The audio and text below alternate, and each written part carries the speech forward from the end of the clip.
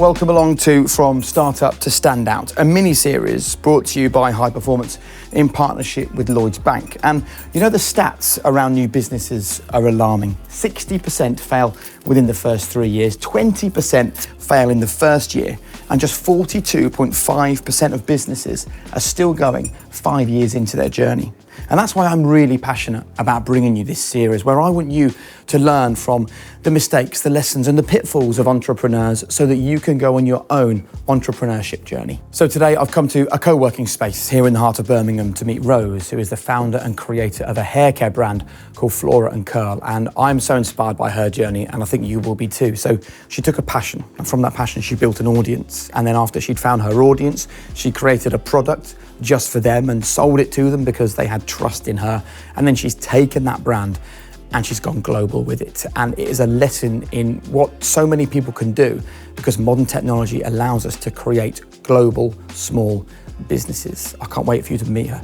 She'll be here in just a couple of minutes. But the reason why I'm actually here in a co-working space is that since the coronavirus pandemic, Rose's whole team have been working remotely. And I think there's great lessons in that as well. You know, that is the modern way that most businesses are operating. So what can she teach us about how you can create a culture while still working remotely? Because of course, what you lack there is support. And support, by the way, is where Lloyds Bank comes into the conversation. They provide holistic support to Rose and so many other businesses, along with really good guidance on starting, managing and growing a business.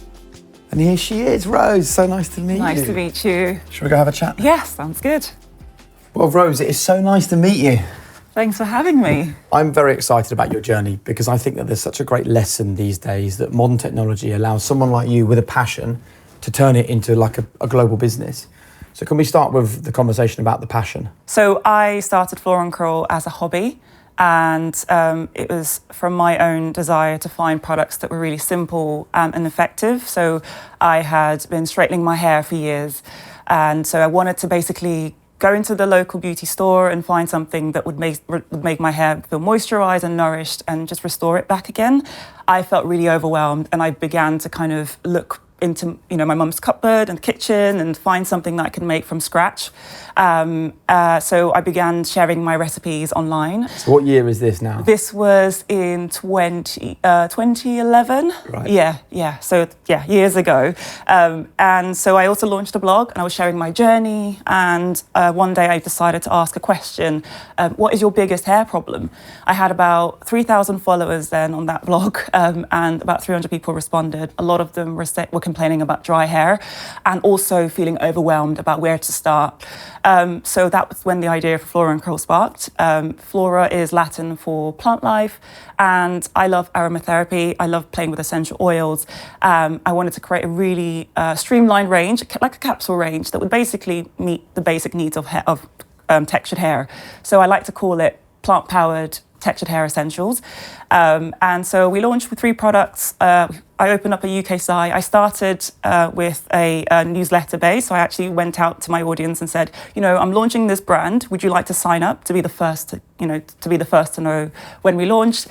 So I actually launched the store with 500 people signed up to that list. And I think that was a great start for me because I had people who were already there, invested, and they knew that I had a solid problem that I wanted to solve, so they could trust in that. And yeah, launched the first store through Shopify, made a great initial first sale. And then the traction started building. I started learning about running Facebook ads, running them. And then the US audience, the US customer base grew as well. So we launched a US site. And then, yeah, fast forward seven years later, we're a team of 14. We've shipped to more than 80 countries, and we're stocked in Boots and Superdrug with lots of exciting retail expansion plans in place. Wow, the potted history of Flora Curl in 2 minutes. There's a lot of information. Yes, there's a lot to unpack. Yeah. But I can see just even having this really brief conversation, like the fact that this is all rooted in passion, right? Yes. And we have so many people that come to high performance because they're passionate about something, but so often they're tied to the job they're doing. It's a regular salary. They've maybe got some demands on their life, mortgages, children, dependents, things like that. So can we talk about this idea of like the power of following something that you're really passionate about? yes, you can be motivated and dedicated. Those are really essential skills to have. But there is something about being passionate about something. It almost makes you slightly delusional about your idea. And sometimes you need a bit of delusion when things look bleak, or someone else is saying it's not possible.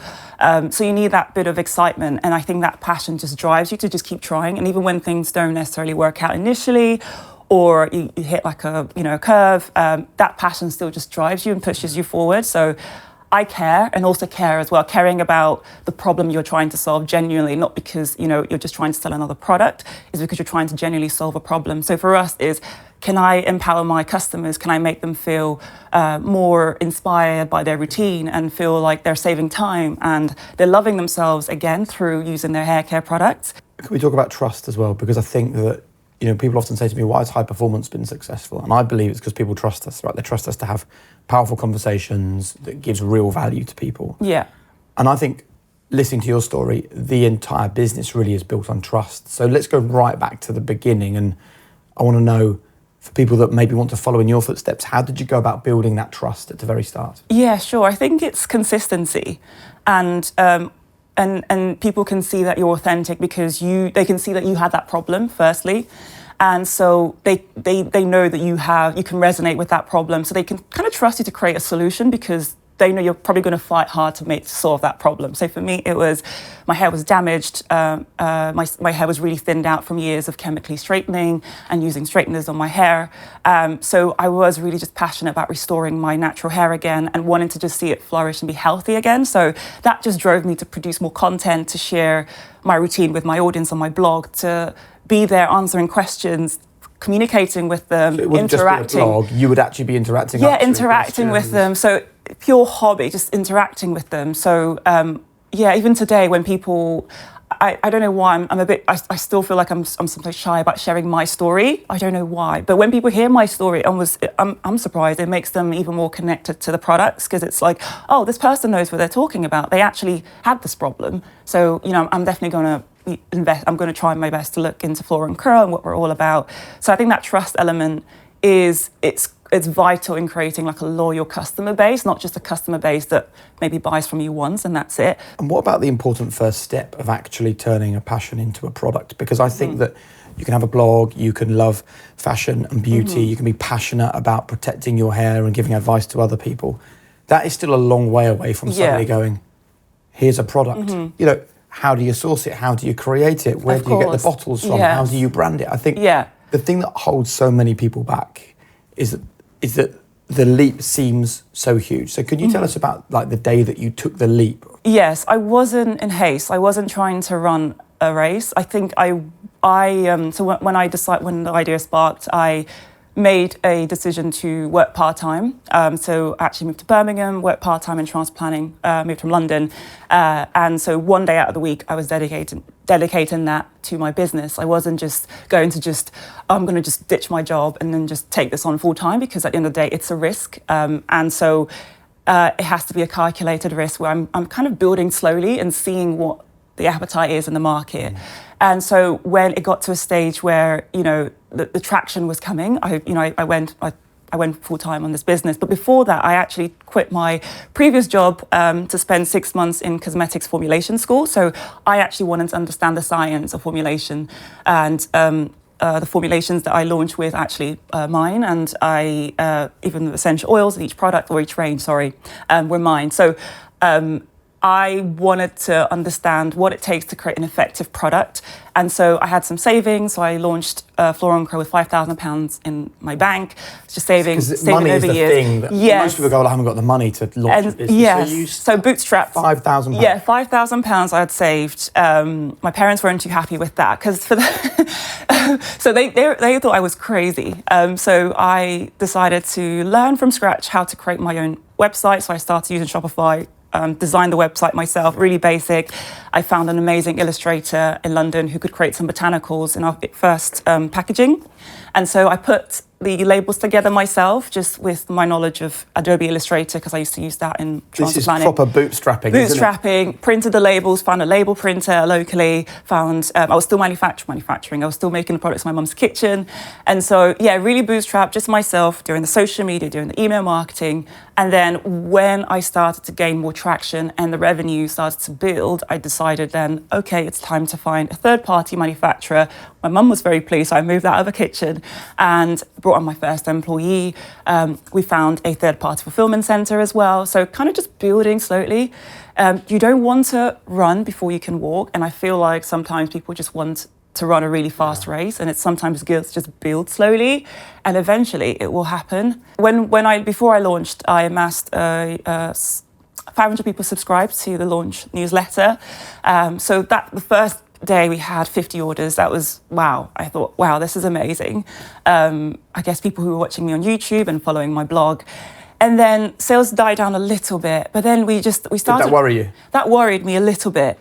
But then I thought, okay, well, there's something here, because yes, it's all well and good having your existing following buy your products, but how do you build a sustainable business? So I started to run some ads. I love the fact you say we. It was literally just you. Going back to years ago, just me. I learned how to run some basic Facebook ads. And I started getting some traffic in to our Shopify site. And so people were buying and the conversion rate was pretty good. So it's always telling you that, okay, people see the products, they see what we're all about, they're buying into that. So sales started to pick up as well.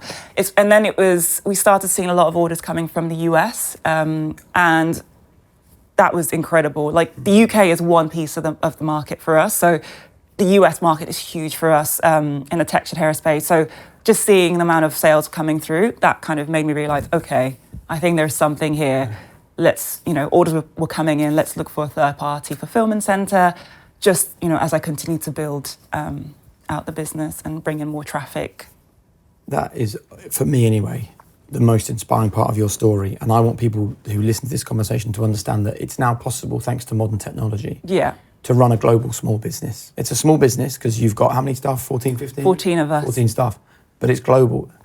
20, 30 years ago, nobody with 14 staff was selling products around the world, but technology's allowed this to happen. So let's talk about the fact that when this does happen, you need to employ people.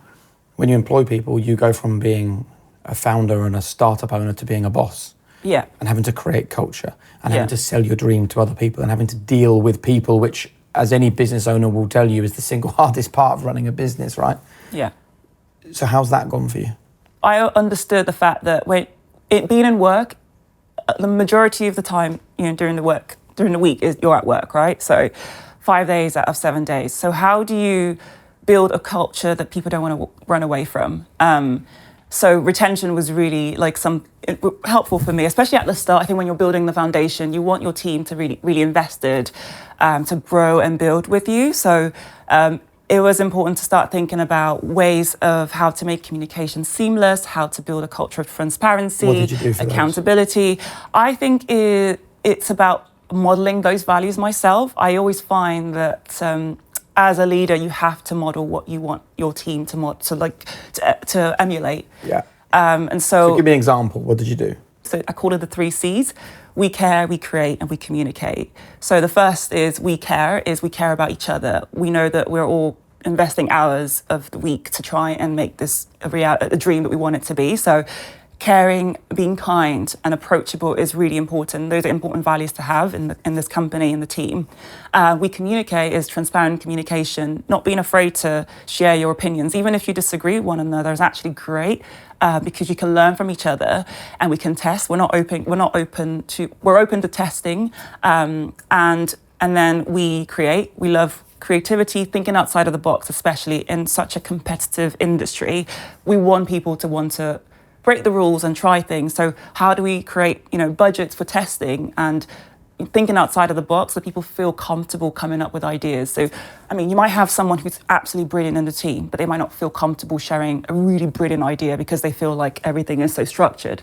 So I think allowing people to feel like they're themselves in work, comfortable, expressive it's amazing, because you never know. You test an idea that might sound really crazy at the start, but then it works really well and it delivers the goals that we're trying to achieve numerically. why not? So whatever values you stipulate, I think it's good to write them down and share them with the team, model them so that it sets a standard across the board. And when you're hiring as well, it's, even if it's not part of the job description, you actually make sure that it's highlighted somewhere, because you're not just hiring for competence as well, you're hiring for cultural team fit. And that is, I feel like, sometimes underrated, that it's important to create a team where people feel that they enjoy just coming to work and interacting with everyone else. Do you subscribe to the idea of attitude over ability? I think there's a balance. I think competence is important, but I don't think we should completely ignore attitude as well. And how often do you communicate with the whole team, like a whole team email? Yes, so we use Slack to communicate, and we have a bi-weekly team meeting where everyone gets to share their contributions in terms of what they're working on, what goals they've set for themselves, and the progress. We have remote appraisals, and we're about to introduce one-to-ones. I'm actually about to implement line management, so that's something for me is handing over to my line managers. Handing over control of the business you've created. That's always so hard for founders. That's hard. But then I realise someone might have more time than me, and they can do the job. And I don't want to be rude, but also more skill. And more skill. You can't be the best person at everything in this business. No. And why, as obviously at the start, you have to kind of be a jack of all trades, because you're bootstrapping, you learn in different areas. But then as you grow, you can afford someone with more experience and more skill, and hopefully you can delegate. And that person has more time, and they can actually do that thing a little bit better. They have more experience and more knowledge. And so delegating has been great for me, because I'm able to set budget, and I'm able to focus on what I love doing more and what I'm really good at. So it's like sales and creative direction, branding. I love that. Those are my areas where I excel. So why not focus on that and trust in my team? We've spoken a lot about the business, but not about the products. And we've got some here. So what have you got there? The Scalp Refresh shampoo. That's our Soothe Me Scalp Refresh shampoo. And I don't think I need the curl activating lotion, but I'm sure it's very valuable for people that do. Yes. I would love to know what's special about your product, because one thing that you have done, and I give you huge credit for this, you haven't gone into a market where there's no competitors. Like you've basically gone into a market where you will be taking on businesses with not a few £100,000 budget, but budget in the millions to promote and develop and grow their businesses. So how do you stand out? What's the key?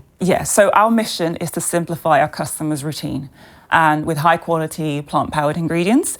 Compared to the norm, we don't use any synthetic fragrancing. We use plant-powered, naturally derived essential oils, and just making someone feel really good when they use the product. Like aromatherapy is really powerful mentally. It makes you feel incredible. So that's one point of differentiation. So with simplifying the routine, we don't have a huge range. We don't want to have a massive range. We just want to keep it really sweet and simple. And then we also care about the environment as well. I personally, care about the environment, but I feel like people tend to get really overwhelmed when it comes to talking about the environment. I really believe that every little helps, and progress is better than perfection. So we decided to rebrand in November, swapping out plastic to aluminium, and it wasn't a straightforward project, but we managed to make it happen thanks to my amazing team. So we managed to reduce plastic in our packaging, because the beauty industry is definitely one of the biggest plastic producers. So we wanted to say, less plastic, fantastic. We also support We Forest in reforestation and planting trees, and basically doing what we can to give back to the environment. I mean, we are called Flora Curl, but we're not just trying to sell product. It's trying to say that you can have beautiful products on the shelf that also are making a bit of a better difference to the environment. And look, finally, before we wrap up, so far it's been a really lovely, positive conversation, okay? Yeah. But your business is at 7 years, which in itself is a huge achievement. As I said at the start of this piece, so many businesses fail in those first 3 years. Yes. So rewinding back to those first 3 years, for anyone who's enjoying this conversation, thinking they would love to follow in your footsteps, what were the biggest challenges and the biggest lessons in those early years that you'd love to share with us? Yeah, so I think the biggest challenges were trying to compete, I guess, in terms of marketing. Till today, we don't have external investment. So bootstrapping, building ourselves up that way. The advice I would give to anyone starting is to not run before you can walk. Sometimes, especially in the product-based business, you feel like you need to launch 20 products or 10 products in one go. why not start with one really good product, one really amazing product, or two products that you've tested and put through the fire, and build on that, and then you can learn from that. So if that product's selling really well, you're getting great traction, what can you learn from that in order to inform the concept for your next product and build that way? Yeah, I think just being focused and simplifying your goals at the start will help you stay, to keep your mind on that bigger goal and grow sustainably and profitably as well, which is helpful in the long run. Absolutely. And look, before we part, can we have a really realistic conversation as well about the overwhelm, the loneliness, the sleepless nights? The fact it's the first thing you think about when you wake up, the last thing you think about before you go to bed. Yes. You're the first one to see the issues on the horizon before anyone else is even aware of them. Yeah. What is it really like being an entrepreneur, being a self-starter? Yes, it's a lonely journey, and I didn't have a blueprint. And I think on the internet there's a lot of talk about the glimmer and the stars, and but there's not a lot of talk about like the challenges and struggles. And I do know there's a lot of founders who have they failed initial businesses, or they had different ideas that didn't work out and they found that idea that worked really well. So I think not being afraid of failure, that's just something that I needed to just have in mind, that it's okay to launch a product and it not do so well, or launch that first iteration of a label or packaging and it's okay. Like, don't chase perfection that you lose the picture of like the beauty of the journey of getting there. There's beauty in learning and getting data. It doesn't have to be perfect. As long as you have data and you have someone buying the product, you have time to refine. And that's what our rebrand journey taught us. So we funded the rebrand journey, very expensive, but we had an existing customer base who we could rely on, who were invested in us. So yeah, it has been difficult trying to project manage that. And being so passionate, I think no one quite understands, like, I guess, the dedication, the long hours. Yeah. But I feel like I'm at a stage where I have built a team, so I can like delegate and trust in them. And it's now time to kind of relax a little bit. So few people get this far, so make sure you do take time to just reflect on what you've done. I will do. Thank you very much for having me.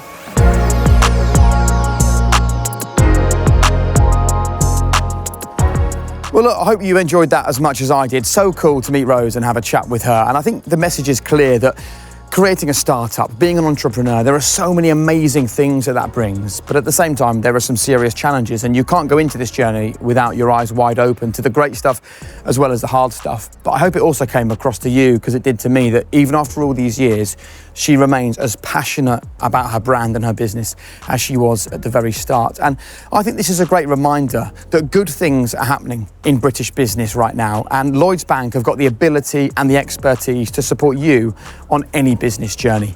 If you want to find out more, just go to the Lloyds Bank Business website and join us next time for another episode of From Startup to Standout.